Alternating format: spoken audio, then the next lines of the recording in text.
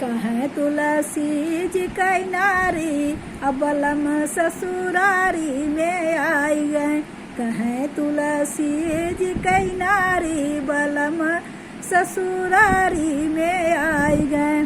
काऊ पकड़ी के पार उतरला, काऊ पकड़ी के पार उतरला, काऊ पकड़ी के चढ़ला अटारी बलम ससुरारी में आई गए।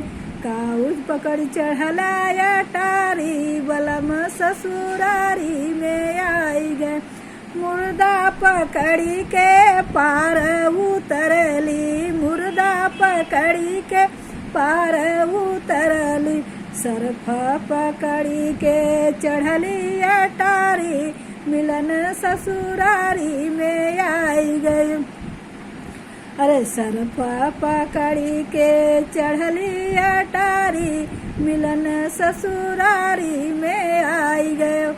कहे तुलसी जी कई नारी अब मिलन ससुरारी में आई गई न।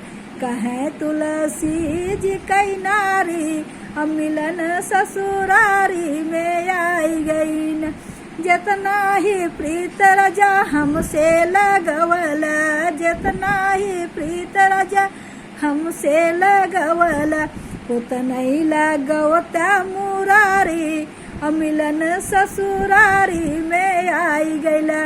उतना ही लगवता मुरारी मिलन ससुरारी में आई गईला।